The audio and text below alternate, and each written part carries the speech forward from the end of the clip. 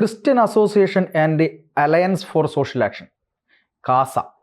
കാസ എന്ന് പറയുന്നത് ക്രിസ്ത്യാനികളുടെ ഒരു സംഘടനയാണ്, തീവ്ര സംഘടനയാണ്. ഞങ്ങൾക്ക് പല അവകാശങ്ങളുണ്ട്, അത് പക്ഷേ ന്യൂനപക്ഷ അവകാശങ്ങളൊക്കെ ഭിന്നിച്ചു പോവുകയാണ് എന്നൊക്കെ പറഞ്ഞുകൊണ്ടാണ് കാസ നിലനിൽക്കുന്നത്. ഇപ്പോൾ കാസ പുതിയൊരു രാഷ്ട്രീയ പാർട്ടി രൂപീകരിക്കാനുള്ള തീരുമാനമെടുത്തിരിക്കുന്നു എന്ന് മാധ്യമങ്ങളിലൊക്കെ വാർത്ത വന്നിട്ടുണ്ടായിരുന്നു. അപ്പോൾ അതിൻ്റെ ഭാഗമായിട്ട് ഇന്ന് INL സംസ്ഥാന ജനറൽ സെക്രട്ടറി കാസിം ഇരിക്കൂർ ഒരു പ്രസ്താവന നടത്തിയിട്ടുണ്ട്. അതായത് കാസ രാഷ്ട്രീയ പാർട്ടി രൂപീകരിച്ചാൽ അത് മതമൈത്രി തകർക്കും, കേരളത്തിൽ വലിയ പ്രശ്നങ്ങളുണ്ടാവും എന്നൊക്കെയാണ് കാസിം ഇരിക്കൂറിൻ്റെ പ്രസ്താവന. ഈ പറയുന്ന കാസിം ഇരിക്കൂർ എന്ന് പറയുന്നത് INL എന്ന് പറഞ്ഞാൽ മുസ്ലിം ലീഗുമായി ബന്ധപ്പെട്ട് മുസ്ലിം ലീഗിന് തീവ്രത പോരാ എന്ന് പറഞ്ഞുകൊണ്ടാണ് INL ഇന്ത്യൻ നാഷണൽ ലീഗ് ഉണ്ടാക്കുന്നത്. അതിൻ്റെ ചരിത്രവും എല്ലാം വേറെയാണ്. അപ്പോൾ അതുമായി ബന്ധപ്പെട്ട് അങ്ങനെയുള്ള ആളുകളാണ് ഇതിനെപ്പറ്റി സംസാരിക്കുന്നത്. അപ്പോൾ രണ്ട് വിഷയവുമുണ്ട്. പക്ഷേ ഇവരെ പറ്റി സംസാരിക്കാൻ എന്ത് അർഹതയാണ് INL ഉള്ളത് എന്നൊരു ചോദ്യം കൂടെ അവിടെ നിൽക്കുന്നുണ്ട്. മാഷിക്ക് എന്താ തോന്നുന്നത്? അല്ല, കാസിം ഇരിക്കൂർ പറയുന്നത് മുസ്ലിം വർഗീയത മാത്രമാണ്. കാരണം ക്രിസ്ത്യൻ വർഗീയതക്കെതിരെ ഉള്ള മുസ്ലിം വർഗീയത എന്നതേ നമ്മൾക്ക് അതിനകത്ത് കണക്കാക്കാനുള്ളൂ. കാരണം കാസിം ഇരിക്കൂറിന് എന്ത് കാര്യം ഈ കാര്യത്തിൽ ഇടപെടാൻ എന്ന് ആർക്കും ചോദിക്കാവുന്നതാണ്. കാരണം INL രൂപീകരിക്കുന്ന സമയത്ത് അവരുടെ പ്രധാനപ്പെട്ട കാഴ്ചപ്പാട് മുസ്ലിം ലീഗിന് മുസ്ലിങ്ങളുടെ താല്പര്യം സംരക്ഷിക്കുന്നതിന് ആവശ്യമായിട്ടുള്ള തീവ്ര സമീപനമില്ല എന്നുള്ളതാണ്. എന്നുവെച്ചാൽ വർഗീയത പോരാ, അതുകൊണ്ട് ഇച്ചിരി കടുത്ത വർഗീയത ആകാം എന്ന് പറഞ്ഞാണ് INL രൂപീകരിക്കുന്നത്. അപ്പോൾ ഇവരൊക്കെ വർഗീയത മാത്രമേ ഉള്ളൂ ഇവർക്കൊക്കെ. അല്ലാണ്ട് ഇപ്പോൾ മുസ്ലിം ലീഗിനായാലും വർഗീയതയാണുള്ളത്. ആ വർഗീയത സോഫ്റ്റ് ആണോ ഹാർഡാണോ എന്നുള്ള ചർച്ചയ്ക്ക് പ്രസക്തിയുള്ളൂ. INL അത് തന്നെയാണ് ഉള്ളത്. കാസക്കും അതാണുള്ളത്. കാസ ക്രിസ്ത്യാനികൾക്ക് പൊതുവെ അങ്ങനത്തെ ഒരു സമീപനം കേരളത്തിൽ രാഷ്ട്രീയത്തിൽ ഉണ്ടായിരുന്നില്ല. കേരളത്തിലെ ക്രൈസ്തവരെന്ന് പറഞ്ഞാൽ കമ്മ്യൂണിസ്റ്റ് വിരുദ്ധരായിരുന്നു എന്നുള്ളത് ശരിയാണ്. കമ്മ്യൂണിസത്തെ അവർ ഏഴവിലത്ത് അടുപ്പിക്കേണ്ട എന്ന് തീരുമാനിച്ചിരുന്നു എന്നുള്ളത് ശരിയാണ്. കോൺഗ്രസിൻ്റെ ഒപ്പം നിൽക്കുക, അതായത് കേരളത്തിലെ വിമോചന സമരം എന്ന് പറയുന്നതാണ് കേരളത്തിലെ ക്രൈസ്തവരുടെ ഒരു രാഷ്ട്രീയ സമരം എന്ന് പറയും. അത് കമ്മ്യൂണിസ്റ്റ് സർക്കാരിനെതിരായിട്ടുള്ള ഒരു സമരമാണ്. കമ്മ്യൂണിസത്തിൽ നിന്ന് വിമോചനം തേടി നടത്തിയ ഒരു സമരമായിട്ട് നമുക്ക് അതിനെ കണക്കാക്കാം. അതാണ് അവരുടെ ക്യാരക്ടർ എന്ന് പറഞ്ഞാൽ. അപ്പം അന്ന് മുതൽ എന്നും എക്കാലത്തും ക്രൈസ്തവ സമൂഹം കോൺഗ്രസിനൊപ്പമാണത്.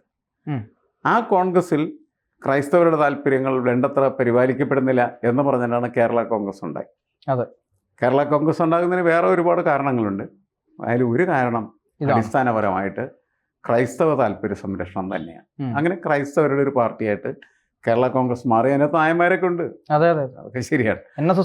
അതെ, അങ്ങനെ അതായത് ശരിക്കും പറഞ്ഞാൽ മധ്യ തിരുവിതാംകൂറിലെ കർഷകരുടെ ഒരു പാർട്ടി എന്ന നിലക്കാണ് അത് നായരുടെയും അതേപോലെ തന്നെ ക്രിസ്ത്യാനിയുടെയും ഒക്കെ ഒരു പാർട്ടി എന്ന നിലക്ക് വരികയും പല പ്രമുഖരായിട്ടുള്ള നായന്മാരും പല പ്രമുഖരായിട്ടുള്ള ക്രിസ്ത്യാനികളും അതിൻ്റെ നേതൃസ്ഥാനത്തിരിക്കുകയൊക്കെ ചെയ്തു. എങ്കിലും പൊതുവെ കേരള കോൺഗ്രസ് എന്ന് പറഞ്ഞാൽ ഒരു മാപ്പിള പാർട്ടിയാണ് എന്നുള്ളതാണ്, ക്രിസ്ത്യാനി പാർട്ടിയാണ് എന്നുള്ളതാണ്, മറ്റേ മാപ്പിളയല്ല.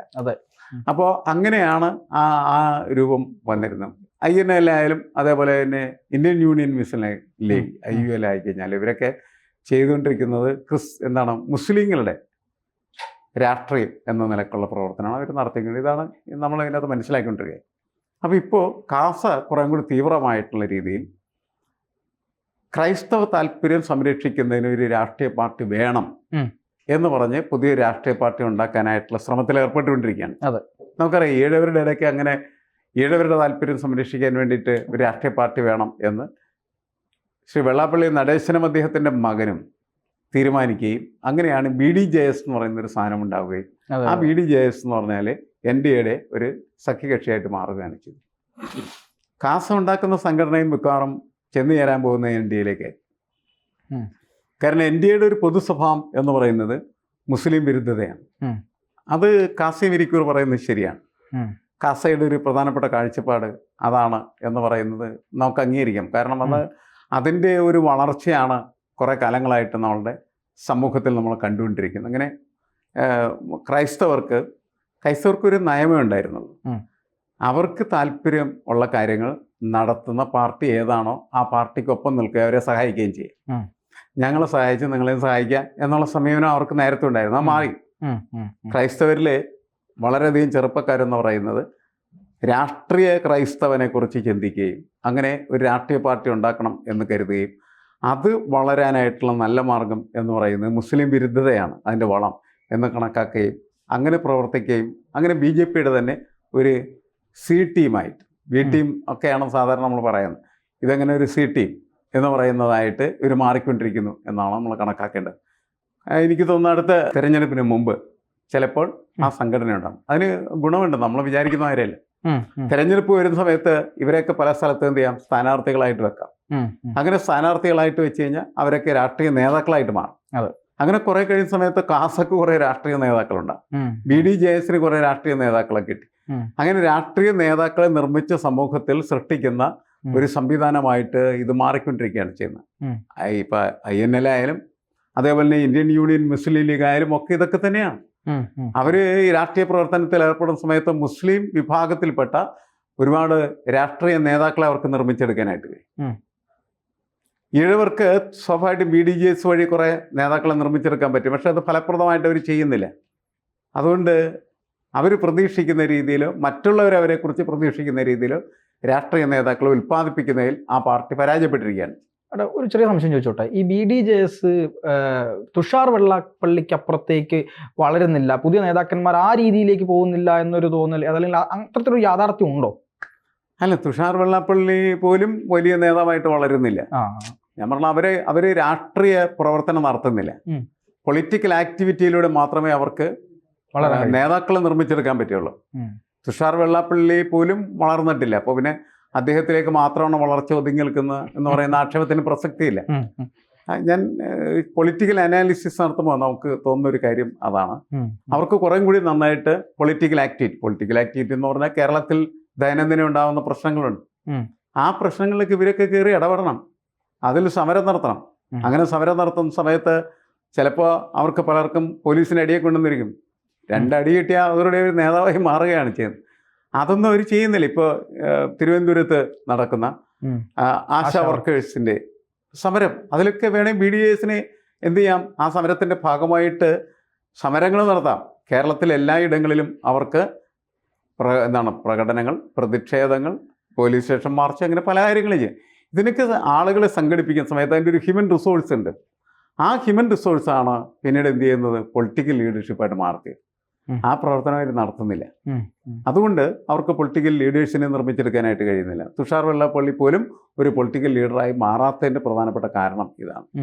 ഇതേപോലെ തന്നെയാണ് കാസ ഇങ്ങനെ വന്നു കഴിഞ്ഞാൽ അവർ പൊളിറ്റിക്കൽ ആക്ടിവിറ്റിയിൽ ഇടപെടുകയാണെങ്കിൽ അവർക്കൊരുപാട് നേതാക്കളെ നിർമ്മിച്ചെടുക്കാനായിട്ട് കഴിയും. നേതാക്കൾ നിർമ്മിക്കപ്പെട്ടാൽ അതിൻ്റെ പ്രത്യേകത എന്താണെന്ന് വെച്ചാൽ അവർ ഈ പൊളിറ്റിക്കൽ സ്പിയറിൽ ഇടപെടുന്നവരായി മാറും. അപ്പോൾ ഇവർ പറയുന്ന പല കാര്യങ്ങളും എന്ത് ചെയ്യേണ്ടി വരും, നടപ്പിലാക്കേണ്ടി വരും. ഭരണത്തിലുണ്ടായാലും ഇല്ലെങ്കിലും ക്രിസ്ത്യാനികളുടെ ഇടയിലും ചലനങ്ങൾ ഉണ്ടാക്കാനായിട്ട് കഴിയും. എല്ലാം വർഗീയമായി മാറുന്നു എന്നുള്ളത് അതിൻ്റെ ദോഷവശങ്ങളാണ് എന്ന് മാത്രമേ ഉള്ളൂ. പക്ഷേ ഇവർക്ക് ഇങ്ങനെ ചെയ്താൽ അവരുടെ ഹ്യൂമൻ റിസോഴ്സ് നല്ല രീതിയിൽ യൂട്ടിലൈസ് ചെയ്യാനായിട്ട് ഇതൊക്കെ വർഗീയമായി മാറിക്കൊണ്ടിരിക്കുന്നതെന്ന് പറഞ്ഞാൽ വളരെ മോശമാണ് നമ്മുടെ സൊസൈറ്റിയെ സംബന്ധിച്ചിടത്തോളം, നമ്മുടെ സമൂഹത്തെ സംബന്ധിച്ചിടത്തോളം. എല്ലാവരും ക്രിസ്ത്യാനിയും അതേപോലെ തന്നെ ഈഴവനും മുസ്ലിമും ഹിന്ദുവും ഒക്കെ കൂടി ചേർന്ന് ജാതിക്കൂട്ട് നിർമ്മിച്ച് അലമ്പുണ്ടാക്കിക്കൊണ്ടിരിക്കുന്ന ആ പ്രക്രിയ വർദ്ധിക്കുമെന്ന് മാത്രമേ ഉള്ളൂ. അതതിൻ്റെ ദോഷവശങ്ങളാണ്. പക്ഷെ അതിൻ്റെ നല്ല വശങ്ങൾ ഞാൻ പറഞ്ഞത് ഇങ്ങനെ അവർക്ക് ഒരുപാട് പൊളിറ്റിക്കൽ ലീഡേഴ്സിനെ നിർമ്മിക്കാനായിട്ട് കഴിയും. ആ പൊളിറ്റിക്കൽ ലീഡേഴ്സിന് ഉള്ള ഗുണം എന്താണെന്ന് വെച്ചാൽ അവർക്ക് ഇൻട്രാക്ഷൻസ് ഉണ്ടാകും. അപ്പോൾ അവരുടെ ഇപ്പോൾ ഉള്ള ഇടുങ്ങിയ ചിന്താഗതി, കാസയുടെ പല നേതാക്കന്മാരുടെ ഇടുങ്ങിയ ചിന്താഗതി ചിലപ്പോൾ മാറാം, കുറച്ചും കൂടി വികസിക്കും. പൊളിറ്റിക്കൽ ലീഡർഷിപ്പിൽ വരുമ്പോഴാണ് വികസിക്കുള്ളൂ. എന്നുവെച്ചാൽ അങ്ങോട്ടും ഇങ്ങോട്ടും കൊടുത്തും കൊണ്ടും ഒക്കെ നമ്മളെന്ത് ചെയ്യണം, മാറുകയാണ് ചെയ്യുന്നത്. ആ മാറ്റം സമൂഹത്തിന് കുറച്ചും കൂടി മെച്ചപ്പെട്ടതാകാം എന്നേ നമുക്ക് അതിനകത്ത് പറയാനായിട്ട് കഴിയും. തീർച്ചയായിട്ടും.